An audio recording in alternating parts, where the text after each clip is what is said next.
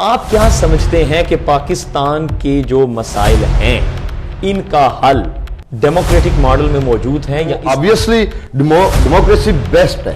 کیا آپ اتنا حسن ظن رکھتے ہیں کہ یہ حکومت بلدیاتی الیکشن کروا پائے گی؟ کہ کب ہوں گے بلدیاتی الیکشن اور کب آئیں گے حبیب حیدر شاہ تحصیل؟ ایسا ہرگز نہیں ہے کہ عوام نے ہمیں کبھی رجوع نہیں کیا۔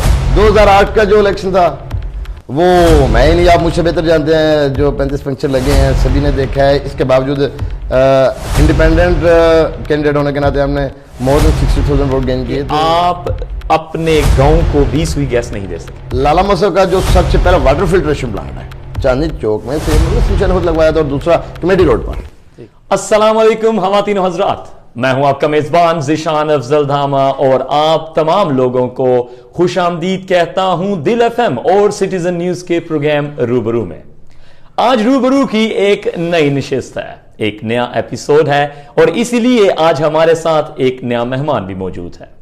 جیسا کہ میں نے اپنے پچھلے پروگرام میں آپ کے ساتھ گفتگو کی تھی، آپ کو بتایا تھا کہ اس پروگرام میں ہم لوگ مدعو کریں گے پاکستان کی مختلف سیاسی شخصیات کو جو کہ بہت ہی اہمیت کی حامل ہیں، اور ان کے ساتھ ہم بات کریں گے پاکستان کے سیاسی، سماجی اور معاشرتی مسائل پر۔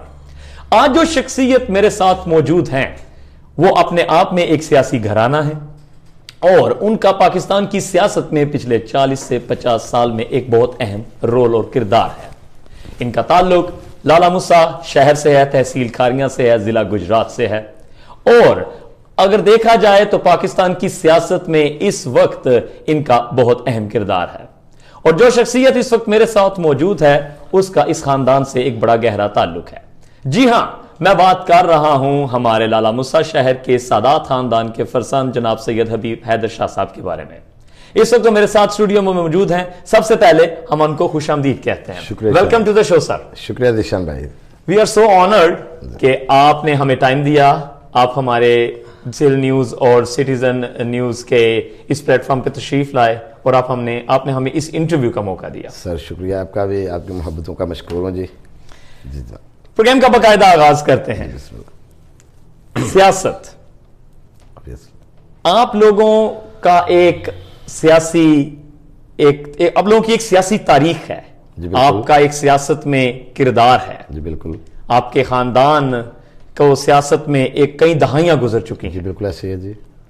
آپ کو کیا لگتا ہے کہ آج کی یہ جو سیاست ہو رہی ہے، کیا اس سیاست کو پروان چڑھنا چاہیے، یا وہ سیاست جو ریٹرو سیاست تھی، وہ سیاست جو ونٹیج سیاست تھی، کیا اس کے اپنے اقدار اور ان کی اپنی ایک خوبصورتی تھی، اسی کا ایک مظہر ہمیں دکھائی دینا چاہیے تھا؟ ذیشان بھائی، ابھی جو آپ بات کر رہے ہیں کہ سیاست کا انداز کیسا ہونا چاہیے، زمانہ حال ہو یا ماضی میں چلے جائیں، جو سب سے امپورٹنٹ چیز ہے وہ آپ کا کردار ہے۔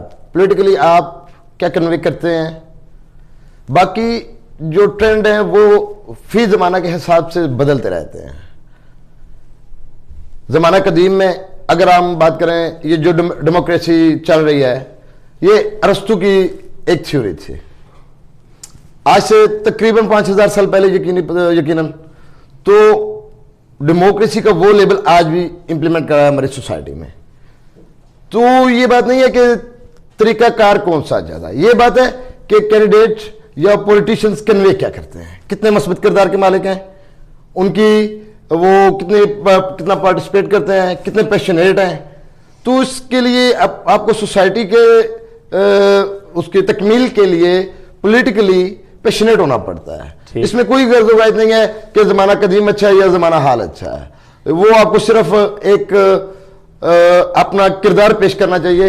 اس لیے میں نہیں سمجھتا کہ یہ وقت کے حساب سے بدلتے رہتے ہیں یہ ٹرینڈز۔ لیکن میرا سوال پرٹیننٹ ہے، اور وہ یہ ہے کہ کیا سیاسی اقدار جو اس وقت سیاسی اقدار پنپ رہی ہیں، اور جو اس وقت سیاسی اقدار اور ویلیوز اور ایتھکس ہمیں سیاست میں دکھائی دے رہے ہیں، کیا وقت کے ساتھ ان میں گراوٹ آئی ہے یا ان میں بہتری آئی ہے؟ اور جو آج موجود ہیں آج اس حال میں، کیا ان کو ہمیں تقویت دینی چاہیے یا ان کو ڈسکریج کرنا چاہیے؟ دیکھیں، آپ اس سے مطمئن ہیں؟ دیکھیں، وقت کرتا ہے پرورش برسوں، حادثے خود بخود نہیں ہوتے۔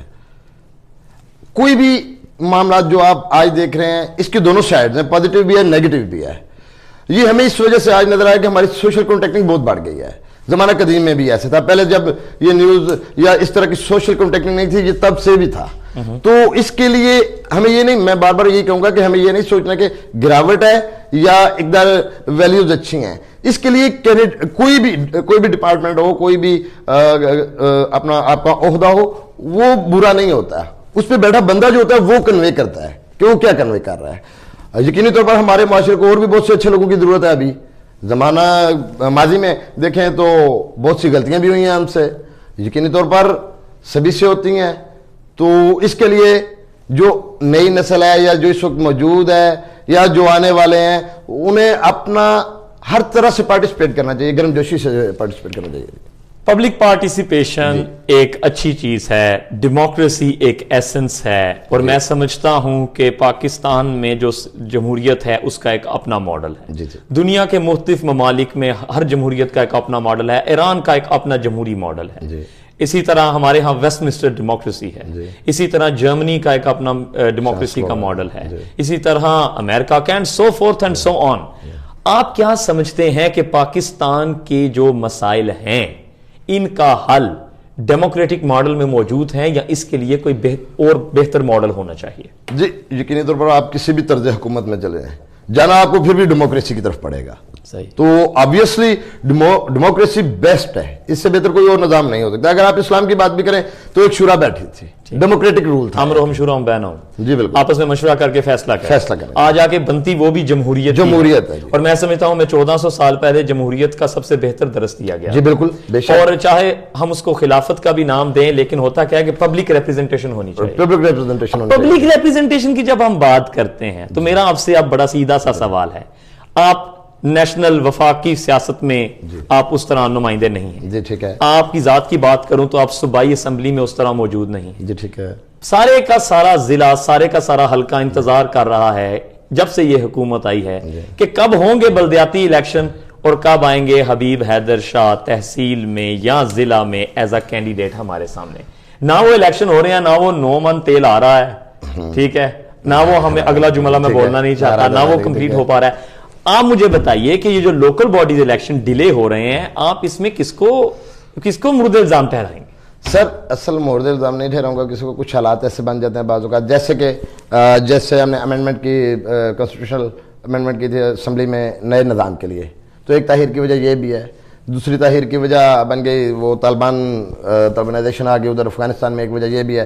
تیسرا, آپ اگر کورٹس میں جائیں تو وہاں پہ سابقہ جو چیئرمین ہے انہوں نے ریٹ بھی دائر کی ہوئی تھی, وہ سسٹم بھی بحال ہوا. تو تاخیر کی کوئی ایک وجہ نہیں ہے, بہت سی ہیں. یہ نہیں ہے کہ حکومت الیکشن کروانے میں سنجیدہ نہیں ہے. حکومت کا موٹیو سب سے پہلے یہ ہے کہ وہ بلدیاتی گراس روٹ لیول تک لے کے جائیں. نظام کی تبدیلی اس وجہ سے کی تھی کہ پہلے نظام میں اور جو ابھی تبدیل کیا ہے وہ بالکل گراس روٹ لیول تک آنا چاہتے تھے. چلیں یہ تو ہم نے پنجاب کے کانٹیکس میں بات کر دی.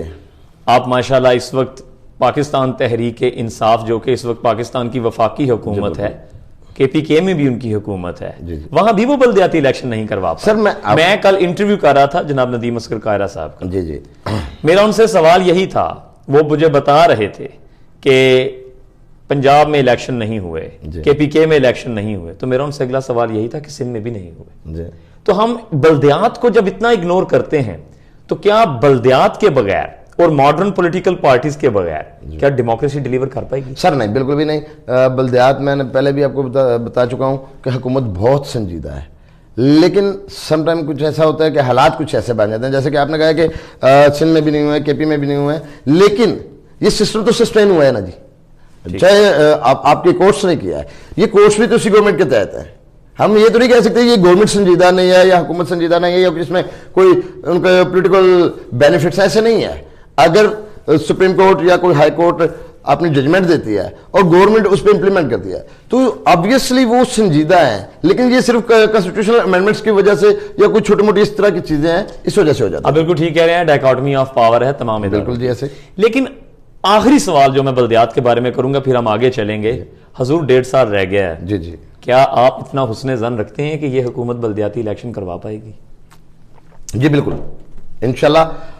ابھی میں یہاں پہ بات کروں گا کہ رات کو ہی شاید فواد چوہی صاحب کی آپ نے سنی ہوگی کانفرنس, ساتھ میں تو انہوں نے اعلان بھی کر دیا ہے یقینی طور پر مارچ اپریل تک شاید. جی ہاں, تو حکومت بہت سنجیدہ کروائے گی, الیکشن ضرور کروائے گی, کیونکہ یہ ٹینیور ختم ہونے بھی 2 ماہ رہے گی. 2 ماہ رہ گئے. اچھا, اگلا سوال میں آپ سے اور آپ کے خاندان کے بارے میں کرنا چاہتا ہوں.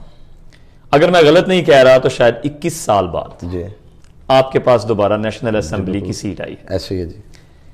ایسے کیا عوامل تھے کہ عوام نے 21 سال بعد آپ کے ساتھ دوبارہ رجوع کیا ہے؟ کیا آپ اس کو انالائز کر سکتے ہیں؟ سر بدقسمتی سے میں یہ کہوں گا کہ ایسا ہرگز نہیں ہے کہ عوام نے ہمیں کبھی رجوع نہیں کیا. اگر آپ رزلٹس اٹھا کے دیکھیں تو 2002 کا جو الیکشن تھا بدقسمتی سے صرف 2-2.5 ہزار کی اکثریت سے, اس میں بہت سے عوامل تھے, میں یہاں پہ بیان نہیں کروں گا. ہمارے جو پولیٹیکل رائیولز ہیں وہ بھی اس بات کو جانتے ہیں, اور بھی بہت سے پولیٹیکل پرسنالٹیز بات کو جانتی ہیں. 2008 میں آبویسلی محترمہ بینظیر بھٹو کی اسیسینیشن ہو گئی. اسیسینیشن کے بعد کچھ حالات پبلک سمپتھیز تھیں, پبلک سمپتھیز چلی گئیں, بہت مانتے ہیں اس چیز کو. جی 2008 کا جو الیکشن تھا وہ میں نہیں, آپ مجھ سے بہتر جانتے ہیں, جو 35 پنکچر لگے ہیں سبھی نے دیکھا ہے. اس کے باوجود انڈیپینڈنٹ کینڈیڈیٹ ہونے کے ناطے ہم نے مور دین 60,000 ووٹ گین کیے. تو ایسا نہیں ہے کہ ہم پبلک نے ہم سے رجوع نہیں کیا یا ہم نے پبلک سے رجوع نہیں کیا. ہماری اٹینڈنس 100% اپنی کنسٹیٹوئنسی میں ہے, ہمارے روابط 100% اپنی کنسٹیٹوئنسی میں ہے. ہم بالکل کنوے کر رہے ہیں, آئندہ بھی کریں گے. اور یہ پارٹ آف آپ کا پولیٹکس ہے کہ آپ کبھی جیتے ہیں کبھی ہارتے ہیں. آزاد امیدوار کے طور پر آپ کے والد صاحب کو اللہ غری کے رحمت کریں, آمین. ان کی پرفارمنس جب تھی آزاد امیدوار کے طور پر تو وہ ایک حیران کن پرفارمنس, حیران کن جی. اس بات کو میں تسلیم کرتا ہوں. جی بالکل. 50,000 سے زائد ووٹ لینا آزاد امیدوار کھڑے ہو کر, یہ کوئی آسان بات نہیں. جی بالکل ایسے ہی. لیکن میں اس بات سے, یہ بات بھی تو کسی اچنبے سے کم نہیں ہے کہ 20-21 سال بعد آپ اس جماعت سے الیکشن لڑتے ہیں اور آپ الیکشن جیتتے ہیں, جو ایک خوشائن بات ہے. اور میں سمجھتا ہوں کسی سیاسی جماعت اور کسی سیاسی گھرانے کا خاتمہ نہیں ہونا چاہیے, کیونکہ اس سے ڈیموکریسی اور پولیٹیکل سسٹم مضبوط ہوتا ہے اگر وہ زندہ ہو, تابندہ رہے تو. لیکن آپ کی جو پولیٹیکل ایڈورسریز ہیں ان کا یہ کہنا ہے مثال کے طور پر کہ ہم نے 40 سے 45 اس علاقہ کے, اس حلقہ کے گاؤں ہیں جہاں گیس کے کنیکشن دیے, جی ہم نے بجلی کے بڑے بڑے پروجیکٹس شروع کیے, ہم نے گاؤں میں بجلی وغیرہ پرووائڈ کی. اور ساتھ میں وہ یہ کئی پریس کانفرنسز میں بیٹھ کے چیلنج بھی کرتے ہیں کہ آپ اپنے گاؤں کو بھی سوئی گیس نہیں دے سکے. جی ٹھیک ہے. اور آس پاس کے گرد و نواح کے حلقے کے مسائل تو دور کی بات, ٹھیک ہے, آپ اگر اپنے آبائی گاؤں کو کسی چیز میں سر فہرست نہیں رکھ سکے تو عوام کو آپ نے کیسے ڈیلیور کیا؟ کیا اس پر آپ روشنی ڈالیں گے؟ جی بالکل. ایک تو یہ الزام جو ہم نے کچھ نہیں کیا, میں تھوڑا سا آپ کو تاریخ میں لے جاؤں. لالا موسیٰ کا جو سیوریج سسٹم ہے اس کے لیے سب سے پہلے نور شاہ صاحب نے کام کیا چیئرمین. اس کی سب سے بڑی مثال میرے پاس ریکارڈ بھی ہے, ویسے تو میں مثال دے سکتا ہوں آپ کو. ہمارے ایک کونسلر ہوا کرتے تھے, میرے شفیع صاحب ان کا بیٹا ہے, میرا غفار احمد. انہوں نے وہ آپ کے ڈسپوزلز کے لیے جگہ انہوں نے گفٹ کی تھی, عطیات دی تھی, ڈونیٹ کی تھی. تو کوئی کیسے کلیم کر سکتا ہے کہ ایک سادات خاندان کی فیملی کا, ان کے دھڑے کا کونسلر ہو, وہ جگہ ڈونیٹ کرتا ہے کسی اپوزٹ پارٹی کو؟ یہ بالکل سیاق و سباق سے ہٹ کے باتیں ہیں. میں نہیں سمجھتا اس میں کوئی سچائی یا صداقت ہے. وہ آج بھی جگہ جا کے چیک کر لیں, ان کے کاغذات ہمارے پاس موجود ہیں, ریکارڈ سارا موجود ہے. تو ایک تو یہ الزام ہے کہ لالا موسیٰ کا سب سے پہلے جو سیوریج سسٹم ہے وہ نور شاہ صاحب نے. اس کے بعد دوسری بات, انہی کی چیئرمینشپ کے دور میں لالا موسیٰ کا جو تجاوزات کا معاملہ تھا آج تک کسی سے دوبارہ حل نہیں ہو سکا ہے. ٹھیک, آج تک کسی سے دوبارہ حل نہیں سکتا. صحیح. اس کے علاوہ لالا موسیٰ میں مسجد ابو ذر غفاری آپ کا, اور بہت سے ایسے کام ہیں. شمیم گرلز اسکول پہ قبضہ بھی تھا کسی کا, یہ بھی چیزیں تھیں. تو آبویسلی کام تو بہت زیادہ ہیں. ایون ریٹ کے لالا موسیٰ کا جو سب سے پہلا واٹر فلٹریشن پلانٹ ہے چاندنی چوک میں سید نور الحسن شاہ نے خود لگوایا تھا, اور دوسرا کمیٹی روڈ پر. ٹھیک.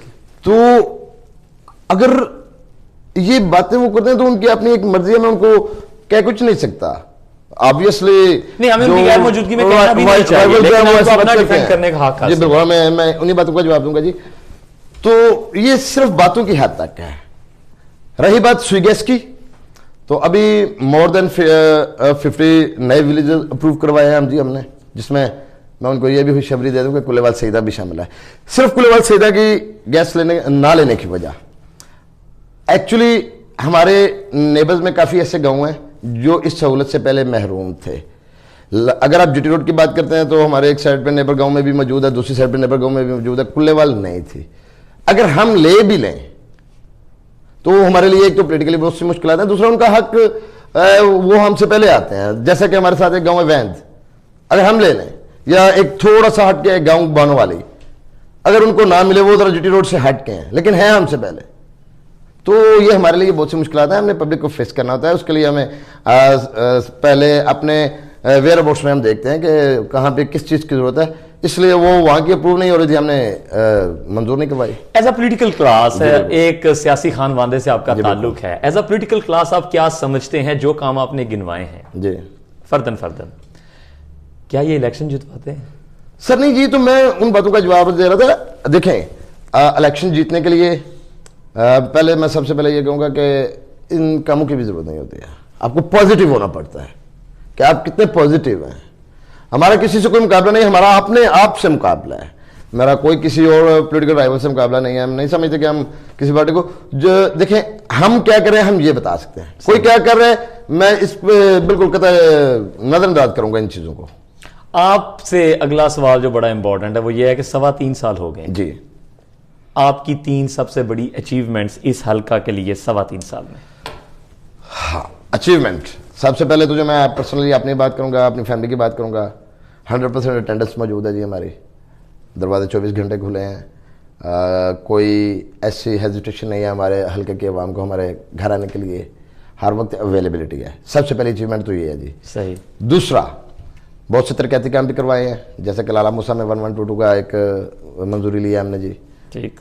اس کے بعد لالا موسیٰ سے ڈنگا روڈ یہ بھی ہے. اس کے بعد چک پنڈی سے لے کے گجرات روڈ. اس طرح کے بہت سے کام ہیں, لیکن میں بار بار ان باتوں پہ کہوں گا کہ یہ کام جو ہے ان کے عوام کے حق ہیں. ہماری طرف جو ہے ہماری فیملی 24 آور اویلیبل ہے. آپ کے ساتھ انٹرویو کرنے سے پہلے, جیسے ہم نے اپنے پچھلا انٹرویو کیا تو ہم نے ایک باقاعدہ سروے کیا. اس انٹرویو کو کرنے سے پہلے بھی ہم لوگوں نے ایک سروے کیا, ہمارے رپورٹرز نے حلقے میں. ہمارے لالا موسیٰ کی جو عوام ہے, جو آپ کے حلقے کی عوام ہے, اس کے لیے سب سے بڑا اور درینہ مسئلہ سیوریج ہے. جی بالکل. اور میں سمجھتا ہوں کہ ہر دوسرے اور تیسرے شخص نے اس بات کا برملا اظہار کیا ہے کہ ہمارے ریپریزنٹیٹیو کو اس پر فوکس کرنا چاہیے. کیا آنے والے وقت میں اور ان موجودہ اوقات میں آپ لوگوں کی فہرست میں آپ کے جو ہمارے جو ایم این اے صاحب ہیں, ہمارے جو ایم پی اے صاحب ہیں, آپ کا جو سیاسی خانوادہ ہے, کیا ان کا اس بات پر کوئی فوکس ہے کہ اس کو ترجیحی بنیادوں پر دیکھا جائے گا یا نہیں دیکھا جائے گا, کیونکہ یہ دن بدن ایک بہت ہی بگاڑ کی صورت اختیار کرتا جا رہا ہے؟ جی بالکل. اصل میں ہوا یہ ہے جی کہ سیوریج کے معاملہ میں کچھ سابقہ نمائندوں کی عدم دلچسپی بھی تھی. میں یہاں پہ ایک مثال کے طور پہ واقعہ پیش کروں گا. ہمارے لالا موسیٰ میں سردار پورہ محلہ میں بغیر بارش کے بھی پانی کھڑا رہتا تھا. وہاں پہ ہوا کیا ہے, وہاں پہ ہم نے کیا کیا ہے, کچھ بھی نہیں, کوئی نئے فنڈز نہیں لایا وہاں پہ, صرف توجہ دیا. ہم ریگولر ہم سارے بھائی اور ہمارے جتنے بھی ممبرز ہیں ہم آپس میں ڈسکس کرتے کہ یہ کس طرح معاملہ حل ہوتا ہے, کیسے اس کو سارٹ آؤٹ کیا جائے. تو چند دن کی محنت کے بعد فقط 25 سال بعد ہم نے لالا موسیٰ کے نالوں کی صفائی کروائی ہے اور معاملہ ویسے صاف ہو گیا. آج جا کے دیکھ سکتے ہیں لالا موسیٰ میں سردار پورہ والی جگہ پہ کوئی ایسے ایشو نہیں ہے. رہی بات سم ٹائم جیسے رینی سیزن آتا ہے جی, تو وہاں پہ آبویسلی مشکلات ہیں. اس کی بہت سی وجود ہے. ایک تو ہمارا سٹی ایکسپینڈ کر رہا ہے, تو پراپر جو پچھلے نمائندے انہوں نے ڈیولپمنٹ ٹھیک طرح سے نہیں کیا ہے. ابھی نیا بلدیاتی نظام آئے گا, دیکھیں گے اس کو کیسے ڈیولپ کرنا ہے, کیونکہ سفیشینٹ جگہ بھی نہیں ہے ابھی آپ کے پاس. آپ کا سٹی بہت زیادہ ایکسپینڈ کر چکا ہے, تو اس کے لیے ہمیں نئی پلاننگ کرنی پڑے گی. وہ آئندہ جو بھی بلدیاتی ادارہ آئے گا یقینی طور پر اس پہ کرے گا جی. ہم ابھی بھی ریگولر اس بات کو ڈسکس کرتے ہیں جی. آپ اس وقت پاکستان تحریک انصاف کے نمائندہ کے طور پر بیٹھے. جی بالکل. اب ہم بات کرتے ہیں تھوڑا سا قومی سیاست. جی بالکل. آپ کو کیا لگتا ہے کہ 3.25 سال کی نیشنل اور صوبائی حکومت کرتے ہوئے جی آپ اور آپ کی جماعت اپنی کارکردگی سے کس حد تک مطمئن ہے؟ سر دیکھیں, میں بار بار آپ کو یہ کہتا ہوں کہ ہمیں زیادہ سے زیادہ فوکس کرنا پڑتا ہے, ہمیں زیادہ سے زیادہ کنوے کرنا پڑتا ہے. اطمینان جو ہے ہم کبھی بھی کوئی بندہ مطمئن نہیں ہوتا, یہ پبلک ڈیسائیڈ کرے گی کہ وہ کتنے مطمئن ہے. جیسے کہ میں آپ کو ایک ویسے مثال کے طور پہ ایک واقعہ پیش کر دیتا ہوں. دنیا میں سب سے پہلی دفعہ دنیا میں سب سے پہلی دفعہ ایسا ہوا کسی کنٹری میں بھی ایک ہی جگہ پہ इतनी ज्यादा प्लांटेशन हुई हो, आज तक किसी कंट्री में ऐसा नहीं है। आप एनवायरनमेंट की बात कर, एनवायरमेंट की बात करूं, मैं यहीं पे आने लगा हूं। एक्चुअली हमारा इशू है क्या? ग्लोबल वार्मिंग में हम टॉप 10 कंट्रीज में हैं जो ग्लोबल वार्मिंग की वजह से इफेक्टिव हैं। अच्छा, उसकी वजह से अब हमने ट्री सुनामी जो है वो लगाया, तो उसका एक्चुअली बेनिफिट है क्या? क्या आज होगा, अभी होगा? किसी दरख्त को आप जब प्लांट करते हैं, किसी पौधे को प्लांट करते हैं, उसका बहुत देर बाद आपको फल मिलता है। इस वजह से, ग्लोबल वार्मिंग की वजह से सबसे बड़ा इशू नेचुरल हैजर्ड जो थे, ड्रेनिंग, बारिशों की कमी, डिवाटरिंग, ज़ेरे ज़मीन पानी की कमी, डिफॉरेस्टेशन, जंगलात की कमी, और बैरन लैंड, आपकी जो बंजर जमीन है। ये हुआ किस वजह से? जंगलात काटे तो गए, ठीक है, लेकिन जंगलात लगाए नहीं गए। अब जब डिफॉरेस्टेशन है तो ऑब्वियसली जहां पे डिफॉरेस्टेशन है वहां पे किसी चीज को पानी की जरूरत नहीं है, बारिशें भी नहीं होगी। अगर बारिशें नहीं होगी तो ज़ेरे ज़मीन पानी में भी कमी आएगी। अगर ज़ेरे ज़मीन पानी में कमी है तो आप कैसे गुजारा करेंगे? आपकी जमीन क्या उगाएगी? आप कहां से उसको वाटरिंग करेंगे? आप एनवायरमेंटल सिचुएशन और कंडीशंस की बात कर रहे हैं, मैं इस बात से सोचता हूं ये सबसे बड़ा इशू है। देखिए दिशान पे मैं आपको बताता हूं, पाकिस्तान में वजह क्या बने? आपने कभी सोचा कि यहाँ पे हेपेटाइटिस सी की ज्यादा वजह क्या है, रीजन क्या है? अक्सर बोला जाता है कि यहाँ हेपेटाइटिस सी की वजह के नाकस ग़िज़ाएं। एक्चुअली ये बात नहीं है, पानी को हमने फिल्टर होने का मौका ही नहीं दिया जमीन में जाने के। पानी एक्चुअली सबसे बड़ी वजह थी, और आने वाले वक्त में ये और भी गंभीर, ये बहुत गंभीर सूरत-ए-हाल हो जाएगी। वाटर स्कैर्सिटी हमारा बहुत बड़ा इशू होगा। अगर इसको एनवायरमेंटल इशू को आप सॉर्ट आउट करते हो तो ऑब्वियसली आपका हेल्थ इशू भी सॉर्ट आउट होगा। सही है। अगर आपका हेल्थ इशू सॉर्ट आउट हो जाता है तो और बहुत से साथ में मामला ऐसे हैं जो क्लियर हो जाएंगे। देखिए, मेरा सवाल ऐसे मामलात पर है जो कि इनडायरेक्टली और डायरेक्टली अवाम को मुतासर करते हैं। जी ठीक है। जैसा कि पुलिस रिफॉर्म्स, जी ठीक है। जैसा कि लैंड रेवेन्यू रिफॉर्म्स, ठीक है। जैसा कि ब्यूरोक्रेसी, सिविल ब्यूरोक्रेसी के तमाम जो निजाम है, ठीक है। इसके अलावा जैसा कि अभी हम बल्दियात की बात कर रहे थे, कोई हुकूमत उस वक्त तक डिलीवर नहीं कर पाती जब तक नीचे इदारा जाती में सारे के सारे मामलात आप रिफॉर्म्स के जरिए ठीक ना करें। बिल्कुल। क्या आपको लगता है कि हम ये नहीं कहते कि तहरीक इंसाफ ने मुल्क ठीक नहीं किया? हम as a journalist, as a opinion maker, as an analyst ये कहते हैं कि तहरीक इंसाफ ने उस डायरेक्शन और उस सिमत के आगाज नहीं किया जिसके जरिए चीजें ठीक होनी थी। ठीक है जी। क्या आप समझते हैं कि जो रिफॉर्म्स होने चाहिए थे वो अभी तक इल्तवा का शिकार हैं या सुस्त रवि का शिकार हैं? वो आपके लिए इनकम्बेंसी फैक्टर का बाइस बनेंगे आने वाले इलेक्शन में? सर देखें, ना ये सुस्त रवि का शिकार है या इल्तवा का शिकार है, ऐसा हरगिज़ नहीं है। एक्चुअली मामलात कुछ इस तरह के गंभीर हो गए, सबका हुकूमतों ने जो इंफ्रास्ट्रक्चर दिया है वो इतना कमजोर है कि किस किस साइड पे फोकस किया जाए। ये 3.5 साल बाद भी सबका हुकूमतों का नाम ले रहे हैं। सर देखें, 30 सालों में जो हुकूमतें की हैं, 3 साल के जो इश्यूज हैं वो आप 30 साल के इशू 3 सालों में सॉर्ट आउट होता देख सकते हैं। मैं आपको मिसाल के तौर पर डायरेक्शन की बात कर सर, मैं आपको मिसाल देता हूँ, डायरेक्शन ही मैं आपको बता रहा हूँ। जो लाहौर मेट्रो है जी, आप तो फॉरन में यकीन तो पढ़ रहे हैं कोई, तो वहां पे ये सिर्फ एक बस लेन है। यहां पे क्या किया गया है? ठीक है, जो ओरेंज ट्रेन है 11 अरब रुपए सालाना आपको उसका देनी पड़ती है, सारा है जी हाँ, उसको ये सारे इश्यूज हैं, अवामी इश्यूज हैं, इन पे कोई ऐसी डायरेक्शन है? डायरेक्शन अब क्या लेके गवर्नमेंट ने कॉन्ट्रैक्ट ऐसा किया है ओरेंज ट्रेन का, आप उसको क्या कर सकते हैं? डायरेक्शन ऑब्वियसली उसी तरफ है, सभी कुछ एक्नॉलेजमेंट में है, लेकिन मसला है कि मसाइल बहुत ज्यादा है। वो 3 सालों में हम आपको 30 सालों का हिसाब नहीं दे सकते। क्या आपको लगता नहीं कि 3 साल में मसाइल अगर ठीक नहीं हुए? सर ये बहुत इंपॉर्टेंट है। क्या आपको लगता नहीं कि वो मसाइल अगर 3 साल में ठीक नहीं हुए तो 3 साल में वो मसाइल मजीद बिगड़ चुके हैं? सर मेरी बात सुने, आपको पता है आपका 2 केसेस आलमी अदालत में है, एक तो कुलभूषण वाला जी, दूसरा के इलेक्ट्रिक्स। ठीक है, के इलेक्ट्रिक्स जब सेल आउट की, पहले उन्होंने अपने खरीदे थे वो शेयर्स, उसके बाद वो सारी कंपनी उन्होंने खरीद ली, फिर कॉन्ट्रैक्ट हुआ था कि इसको अपग्रेड करेंगे, लेकिन हुआ क्या? वो डाउनग्रेड हो गई, क्योंकि जो स्पेशल हालिस तांबा था वो जो भी अरेबिक कंपनी से कोई शायद उन्होंने खरीदे, फिर उन्होंने अपग्रेड के नाम पे वो हालिस तांबा भेज दिया। उसके बाद किया क्या कि वो कमजोर किस्म की एक तार लगा दी। बात आप कर रहे हैं, आप बिजली के कारखानों पर अगर हम जाएंगे तो नदीम बाबर वाली कहानियां छिड़ जाएंगी। आप मेरी बात सभी मौजूद है, हुकूमत की कार्रवाइयों में और पिछली हुकूमत की कार्रवाइयों में कोई खास फर्क नहीं हमें दिखता। सर नहीं, बहुत सा फर्क है। एक गरीब आदमी को इस चीज से कोई मतलब नहीं कि तांबा, लोहा, सब्सिडी, इकोनॉमी, जीडीपी क्या चल रहा है। बिजली दिन ब दिन महंगी हो रही है जी, बिल्कुल। पेट्रोल मानते हैं कि आलमी मंडी में कीमतें उसकी ज्यादा हैं, बिल्कुल। जब ये हुकूमत हमें ये कहती है कि आलमी मंडी में तेल की कीमतें बढ़ रही हैं, आलमी मंडी में अशियाए खुर्दोनोश की कीमतें बढ़ रही हैं, तो इस हुकूमत से एक सवाल बनता है कि जब साबिका हुकूमतों में भी इस वजह से कीमतें बढ़ती थीं तो आप कहते थे कि लोग चोर हैं। अगर आप उस वक्त थोड़ी सी जीरतपन का और मैच्योरिटी का सबूत देते और ये कहते कि वाकई ही ये मसाइल हैं, तो आज आपका ये चूरन बिक जाता। सर ऐसे नहीं है, देखें बात इस तरह है कि ये जो आप कह रहे हैं ना साबिका हुकूमतें चोर थे, क्या उनकी करप्शन आपके सामने नहीं है? सर कोई कन्विक्ट हुआ है? सर एक मुहिब वतन उन्होंने पाकिस्तानी होने के नाते मुझे बताएं, कन्विक्ट करना है अदालतों ने? सर ये मेरा काम नहीं है, आपका काम नहीं। लेकिन मेरी बात सुने। अच्छा ये बताएं केसेस चल रहे हैं? केसेस चल रहे हैं, किस बात के चल रहे हैं? और केसेस में फैसले भी आ रहे हैं। किस बात के चल रहे हैं? आप केसेस में फैसले देखें सर। देखें एक बंदा, अदालतें कह रही हैं कि 1100 सर अदालतें कह रही हैं कि नैब एज आ पॉलिटिकल इंजीनियरिंग इदारा इस्तेमाल हो रहा है, और जिस पर कोई नैब का केस नहीं बनता उसकी गाड़ी में हेरोइन रख दी जाती है। सर देखें, और वो फिर जमानत से बाहर आ जाता है। मैं अदालतों का एहतराम करता हूं, लेकिन अरशद मलिक भी एक जज थे। जी बिल्कुल, उन्होंने आपका केस कमजोर किया सर, मजबूत नहीं किया। और वो एक वो जो है अभी दामाद हैं वो उनके हमजा मरियम बीबी के जो बेटे हैं, किनके दामाद हैं? सैफुर रहमान। जी जी जी बिल्कुल बिल्कुल, वो भी कभी रहमान साहब, वो भी कभी इसी जगह पे बैठे हुए थे। उस तरह के कयूम मलिक साहब की रिकॉर्डिंग भी आपने सुनी होगी। जी इसी तरह।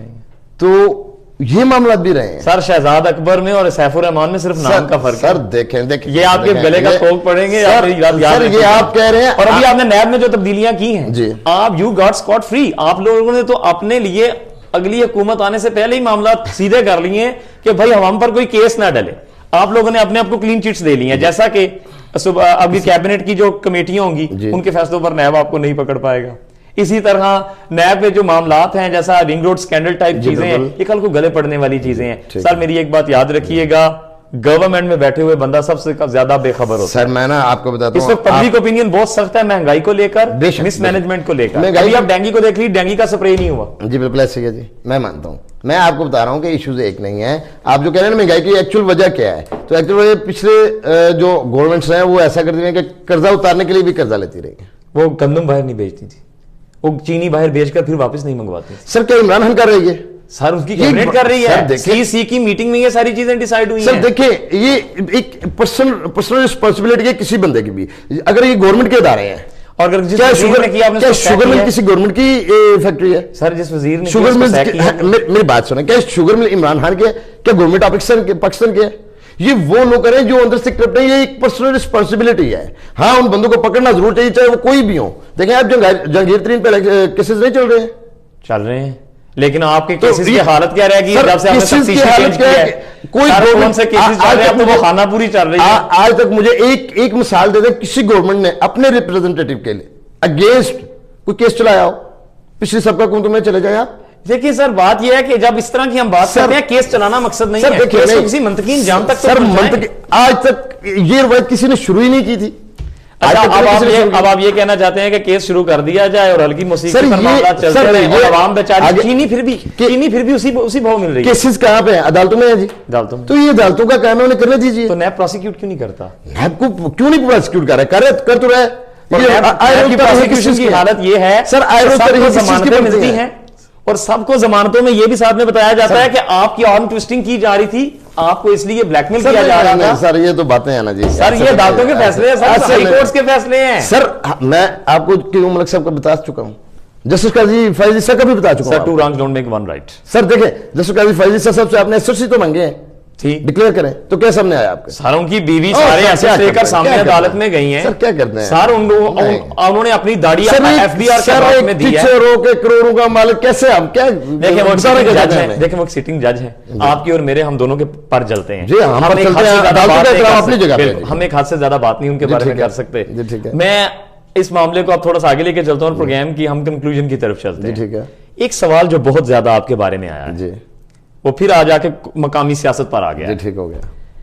कल मैंने ये सवाल नदीम असगर कायरा साहब से इंटरव्यू में किया था कि भाई जब भी इलेक्शन आते हैं हमें एक बाज़गिर सुनाई देती है कि कायरा फैमिली पीपल्स पार्टी को छोड़ रही है, लेकिन अब छोड़ते नहीं। ठीक है, आप लोगों के बारे में जो सबसे ज्यादा हमें सवाल सुनने में आया और जो कहा गया है, वो मैं थोड़ी सी लिबर्टी लेकर आपसे ये सवाल पूछ रहा हूं कि आप نے بہت آپ 2-3 دفعہ پولیٹیکل پارٹیز کو چینج کر چکے ہیں. کیا آنے والے الیکشن میں آپ پی ٹی آئی میں ہوں گے یا آپ پولیٹیکل پارٹی چینج کریں گے؟ میں آپ کو یہ بتاتا چلوں، پہلے تو میں پچھلے ریزنز آپ کو بتا دوں کہ پارٹیز کے چینج کی وجہ کیا بنی.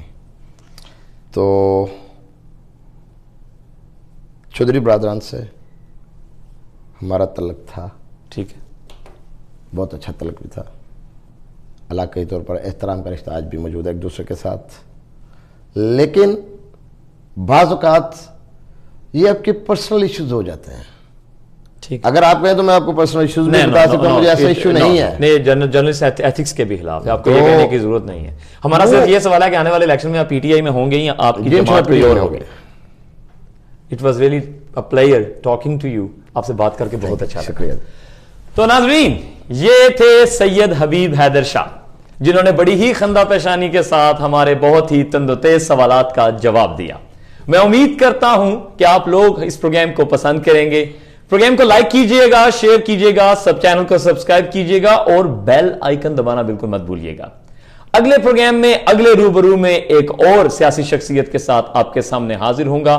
اپنا، اپنے عزیز و قارب، رشتہ داروں، گرد و نواح کے لوگوں کا بھی خیال رکھیے گا اور پاکستان کے لیے دعا گو رہیے گا. اب اللہ حافظ، اللہ نگہبان.